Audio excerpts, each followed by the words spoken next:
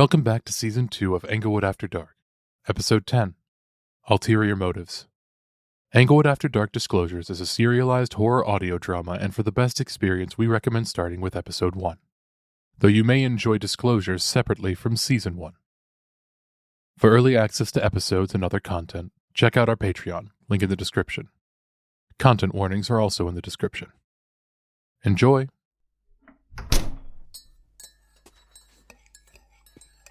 There we go, Mr. Nielson. Everything's looking good. Thank you. Had you ever seen an EMF 5 reading before that day? No. Not one that we had later been able to replicate anyway. It was a revelation. What exactly does the 5 mean? It means the apparition we were dealing with was robust. Not some fragment of soul memory, but a whole and powerful entity. It's dangerous. I know, Calvin. I know you're scared. A bit late for guests. You're here, aren't you? I'll go check it out. Maybe it's just some kids messing around. Calvin, I promise you, you can talk to me. You can tell me about the entity. No, I can't. It's not safe. It is safe for me. I already know about it. You do? The one with no name. I've been investigating this case for a while. I promise nothing worse will happen if you tell me. You can't let anyone know. No one can know. Calvin, it's okay. No! Nothing is okay if it gets out. Look at me, Calvin. It won't. I promise. But I need you to talk to me.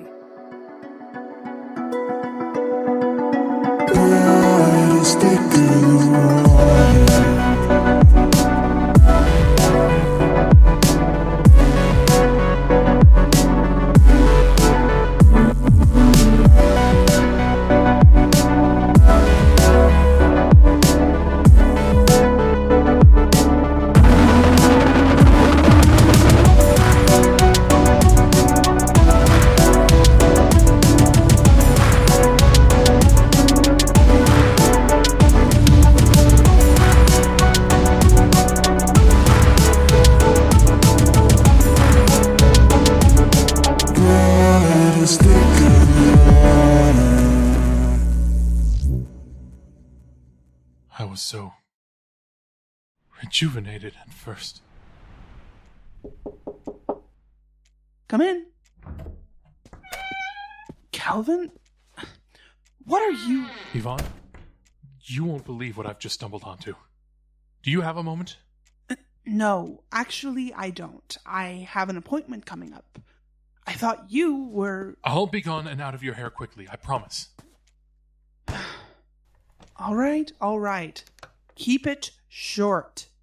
Excellent. What do you know about Sycamore Hall? One of our older buildings has the cafeteria and serves as the dorm rooms for freshmen and... No. I mean spiritually. Any history there? Any students or staff making previous claims about paranormal activity? It's Englewood, Calvin. Students report every creak and bump in the night. I can't keep track of all of them. Well, you're going to want to keep track of this one. We got an EMF 5, Yvonne. An EMF 5? Wait, who's we? Some students of mine. They've been learning how to use my ghost hunting equipment and... Look, that's unimportant. An EMF 5, Yvonne, do you know what that means? It's strong? Stronger than anything I've been able to recreate before. Stronger than anyone has been able to recreate before. It's not some faulty electrical wiring either. I heard it. I saw it. If it's that strong, should we start taking precautions? Yes. Get tighter locks on the Sycamore Hall basement door. My students and I will likely need to return there, but we don't need anyone else wandering in there. Are they in danger? Can it hurt them? Not physically. It seems to like to get a rise out of people, but it hasn't tried to hurt anyone. In any case, we don't need others discovering it. Can't let word get around about it, or the place will be crawling with skeptics and amateur sleuths in the week. And I won't have that happen again. Of course. What? I was worried about my students. You were worried about your job. Typical. Yvonne, this is bigger than me. It's not about my reputation. I'm sure. Of course, I have a personal stake in this. But Yvonne, think about it. We're talking about the closest anyone has ever been to proving the existence of the paranormal. This sleepy little nowhere town, this could be the birthplace of modern parapsychology. The place where we legitimize an entire branch of scientific study, and you and your school will get all the attention that comes along with that. This isn't just important to me. Calvin, Shit! Dr. McKenna! Sorry for knocking. Carol wasn't outside and... Dr. McKenna? Mr. Nielson. Sorry, we lost track of time. Professor, we'll discuss this more at another time. Of course. If you'll excuse me. Come on in. Was I interrupting something? Oh, not at all. Calvin and I were just... Calvin. Professor Nielson and I were just finishing up. Please, have a seat. So, you mentioned in your email that you had a concern regarding some of your students? Yes, well, not my students, actually. Oh? Dean Cargill, how well do you know Nielson? As much as I know any other professor on campus. I know that you two don't exactly see eye to eye.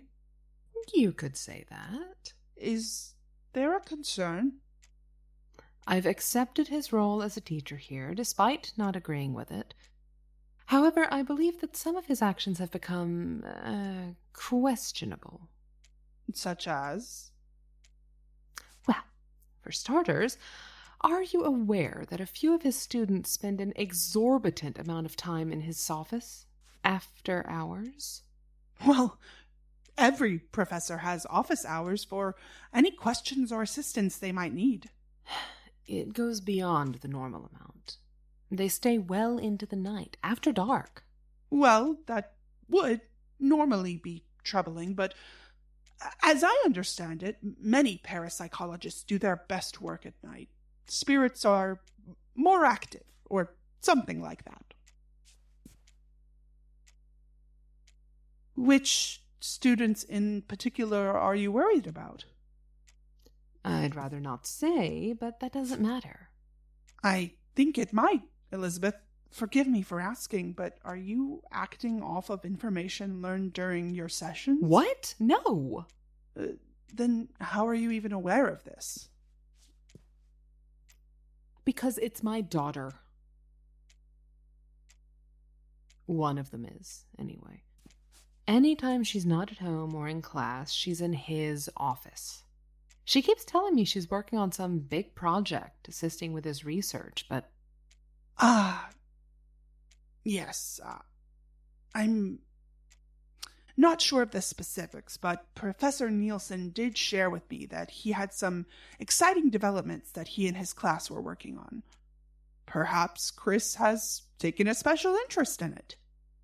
She's never taken parapsychology seriously before this. That may be so, but all our students are at the age where they're starting to discover themselves. Perhaps Nielson's class gave her the opportunity to explore it in a way she connected with. And the others? It's not just Chris. A handful of other students worked on something in the middle of the night recently, far later than any student should be in class. You know, she came traipsing in at 2 in the morning the other night. Well, 2 in the morning does seem excessive. If you'd like, I can start keeping an eye on his extracurricular activities to see if they're being worked too hard. But beyond that, I don't see too much going on that requires intervention. From here, it just sounds like Nielson is connecting with his students over a shared interest in their field of study. If you would. I would appreciate that. Of course. In the meantime, please try not to worry.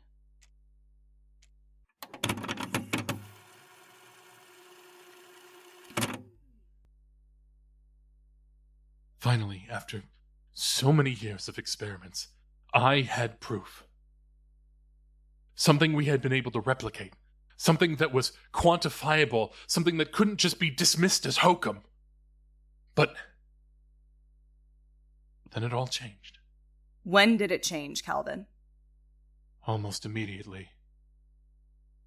I was just too full of my own hubris to notice. Aaron noticed. Aaron...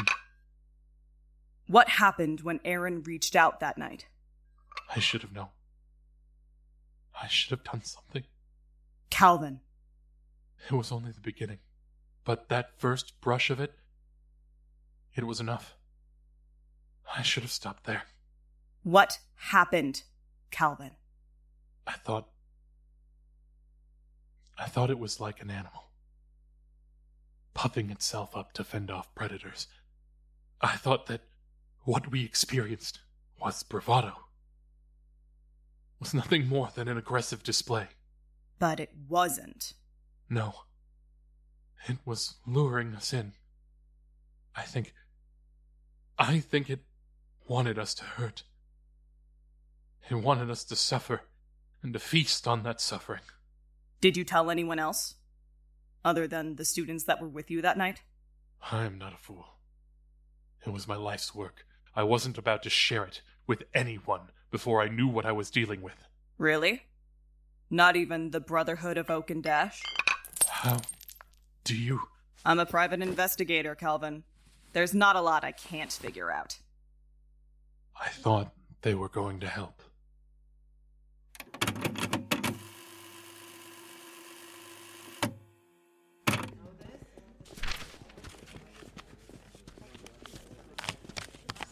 Professor.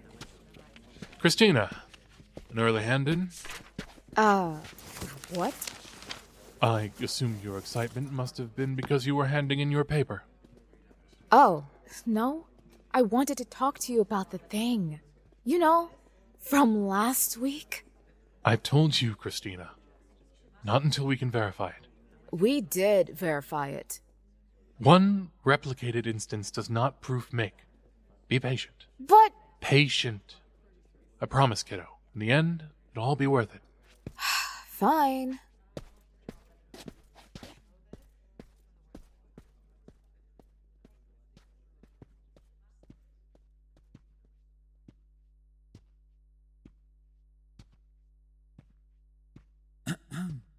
Huh. Can I help you? Professor Nielson, I presume? Yes, listen, I've just finished class and... Yes, quite an involved class, is it not? Full of extracurricular activities. I'm afraid I don't know what you're alluding to. No? No.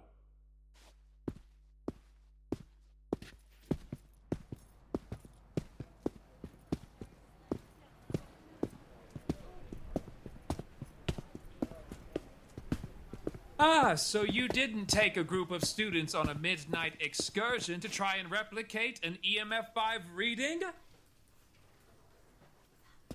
How? I must ask you to leave, sir. Oh, yes. How rude of me. My name is Sterling Blythe, and I represent an organization here on campus. We're deeply invested in the safety of our students. Well, you have no need to worry about the safety of my students. And I'm somewhat of a fan. What? How did you get this? More to the point, why exactly do you have it? And what organization are you talking about? Your research, Professor, is quite fascinating. Do you really think it's possible to contain spirits and harness their energy in this way? Who are you? I am a connoisseur of the odd things in Englewood, and I'd like to extend to you an invitation. An invitation? To join our fold. And why would I join you? Because I know what you're hunting.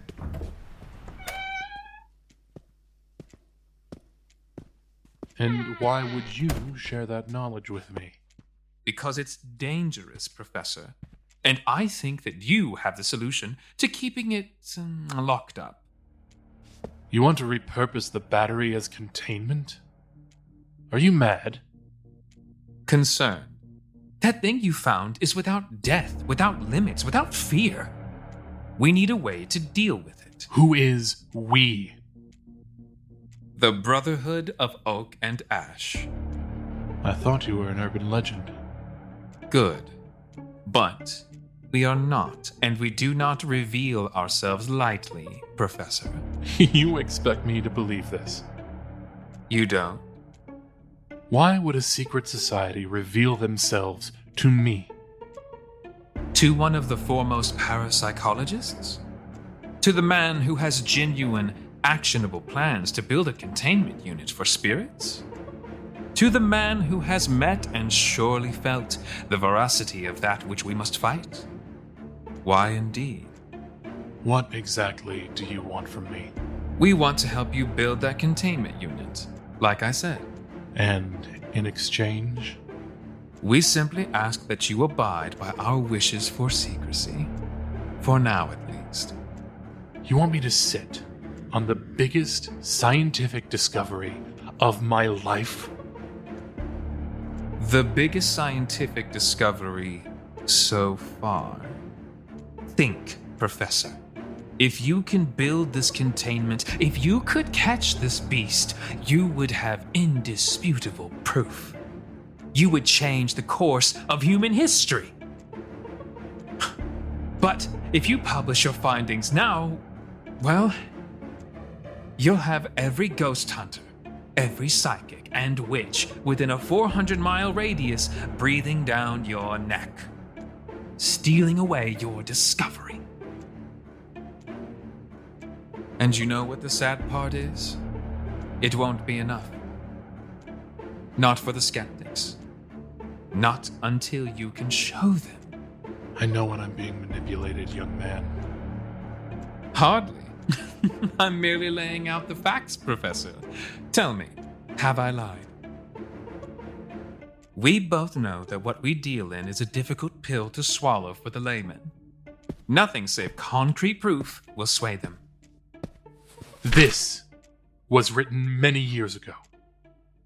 I would have to refine the process, do more research. Of course.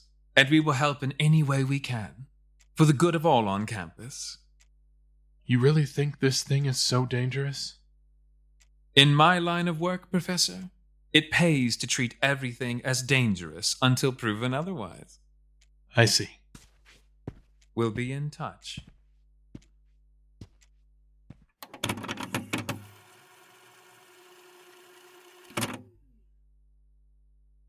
You must think I'm a fool.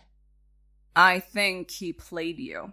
Yes, well, the Brotherhood provided me with many esoteric things. The things that I needed for my research. The things I had no chance of getting my hands on alone. So, all in all, the students knew. The ones who went on your little field trip. And the Brotherhood, too. Never good. Those guys are protective of their secrets. I imagine so, what with being a secret society. And Chris was pushing you to go public. Mr. Frisk can go in, but you are most certainly not a family member. Save it, Fano. Junior, what are you doing here so late? Enough, Dad. Not another word in front of this woman. Nolan Frisk, I presume. Detective Eichenboom, you are going to stop talking to my traumatized father right now.